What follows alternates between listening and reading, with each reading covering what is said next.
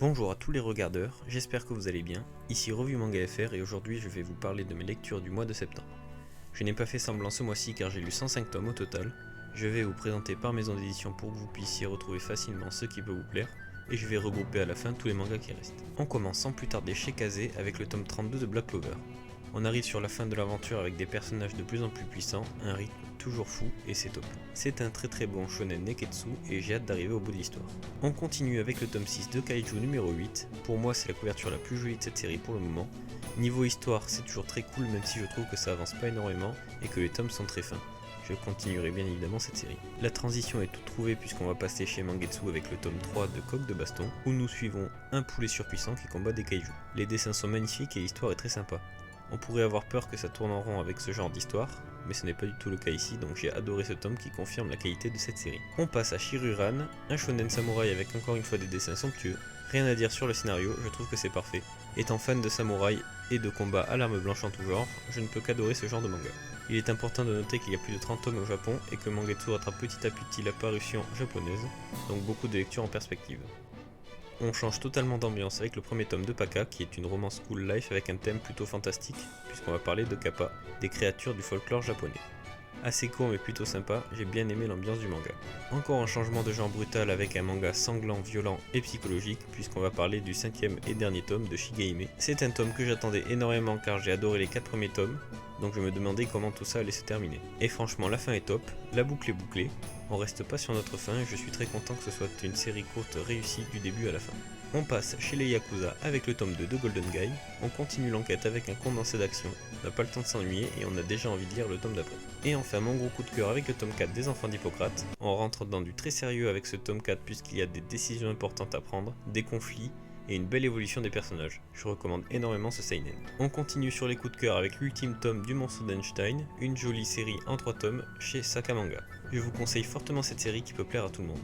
C'est magnifique, un style de dessin unique, l'histoire est complète et les tomes sont épais. Il a sa place dans toutes les mangathèques. Une ambiance différente avec un manga français, Last Man, tome 1 à 4. Les dessins ne plairont pas à tout le monde mais je trouve que tout est facile à comprendre, donc personnellement ça ne m'a pas posé problème.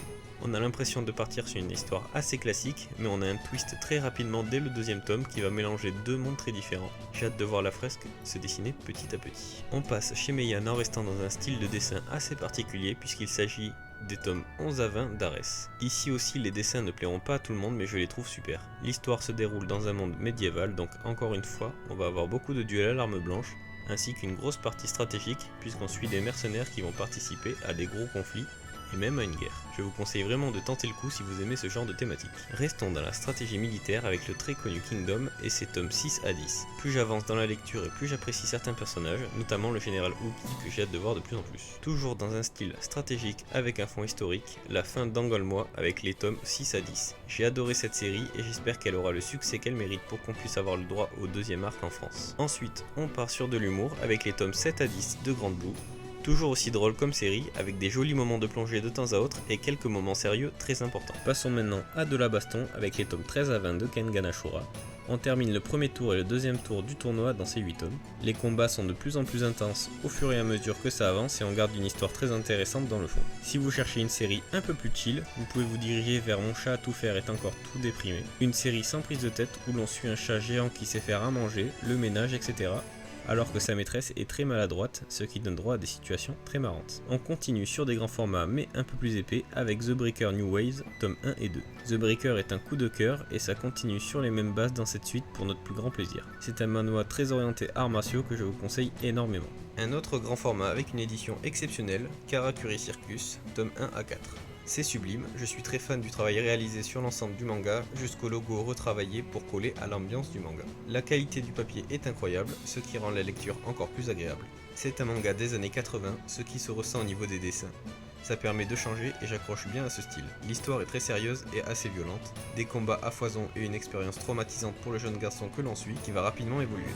C'est rempli de bonne morale et de positivité malgré tout. On va passer au tome 3 de The Most Notorious Stalker, une série qui a un gros potentiel et dont je dévore chaque tome. On a un anti-héros très classe et sans pitié qui va devoir se faire un nom avec la plus nulle des compétences. Ici, il cherche à former son équipe en privilégiant la qualité à la quantité. La fin du tome promet du très lourd. Ensuite, nous avons le tome 10 de ce manga exceptionnel qu'est Gannibal. Ici, on suit le passé de la chef de famille Goto. C'est toujours aussi sombre, aussi bon à lire.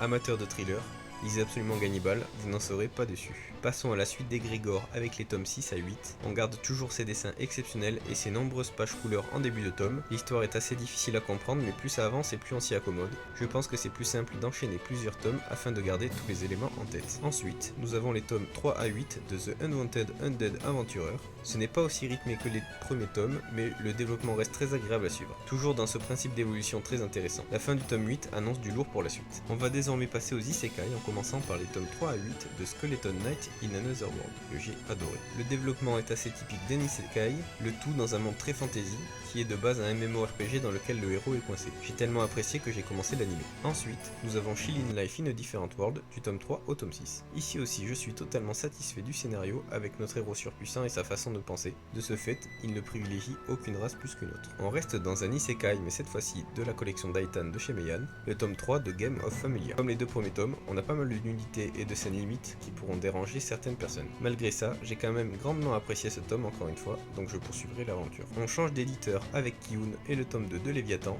toujours dans ce grand format et ses magnifiques feuilles noires. C'est une série top avec une ambiance très particulière qui est accentuée par les dessins et par la façon dont l'histoire est présentée à travers le journal d'un élève. J'attends avec impatience le dernier tome. On reste dans un thème horreur avec le Moloss des chefs-d'œuvre de Lovecraft. C'est donc un recueil adapté de 3 nouvelles de Lovecraft, le Temple, le Moloss et la Cité sans nom. C'est plutôt sympa à lire dans le genre, même si je ne pense pas que ce soit la meilleure des adaptations de Lovecraft. L'édition quant à elle est superbe. Ensuite, nous avons les deux premiers tomes de Tsugumi Project. Un début assez classique, le héros se retrouve bloqué sur son lieu de mission et va devoir survivre dans ce milieu hostile. Je n'ai pas grand chose à ajouter dessus, il me faudrait lire la suite pour compléter mon avis. Et pour terminer chez Kiun, les 16 premiers tomes du très connu My Hero Academia. J'avais déjà vu les 5 premières saisons de l'anime et j'aime de plus en plus, notamment avec le développement des méchants qui est de plus en plus important. Et de ce côté, on n'est pas déçu dans le manga, avec les magnifiques planches que l'on peut voir pour Shigaraki et Stein, deux personnages que j'adore. On va maintenant passer à tous les tomes isolés. Tout d'abord Fleur de Pierre des éditions Revival, un livre magnifique qui ne vous laissera pas indifférent. Le récit est dur et beau à la fois, l'histoire se passe en Yougoslavie en 1940, au moment de l'invasion nazie. On suit principalement deux personnages, un jeune homme qui va se retrouver dans la résistance et une jeune femme qui est emmenée dans un camp de concentration. Hisashi Sakaguchi est un mangaka renommé ayant notamment travaillé pour les studios d'animation de Tezuka, le papa d'Astro Boy. Et on ressent son talent à travers de très belles planches.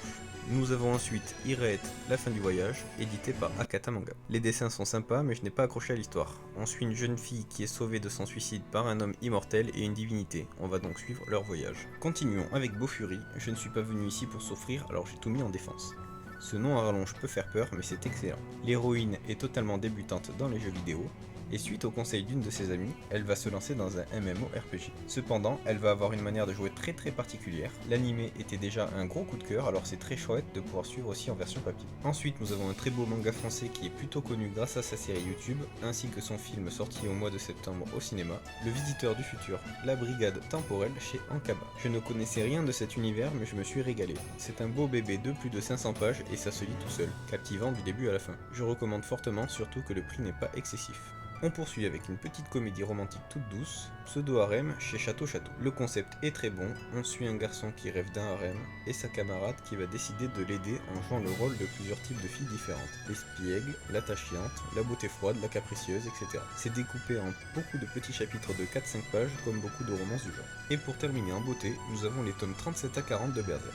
Le seul défaut de Berserk, c'est que ça restera malheureusement inachevé à cause du décès de l'auteur. Car on peut lire autant de tomes que l'on veut, on ne pourra jamais s'ennuyer face à des dessins si sublimes. L'évolution de Guts est très intéressante, j'aurais aimé savoir jusqu'où l'auteur voulait aller. J'espère tout de même que son successeur poursuivra au mieux cette œuvre. J'attends un peu avant de lire le tome 41, car sinon l'attente entre chaque tome risque d'être beaucoup trop longue. Pour ceux qui veulent se lancer dans Berserk, mais qui hésitent encore à cause du nombre de tomes et du fait que ce soit pas fini, vous pouvez lire le tome 1 jusqu'au tome 14, c'est pour moi le meilleur arc que j'ai pu lire, tout manga confondu. Et il peut se suffire à lui-même, ça fait une belle porte d'entrée pour cet univers, et ça ne vous empêche pas de continuer par la suite si vous êtes conquis. Sur ce, cette vidéo est désormais terminée. Merci aux courageux qui sont restés jusqu'au bout, en espérant que ce genre de format vous plaît.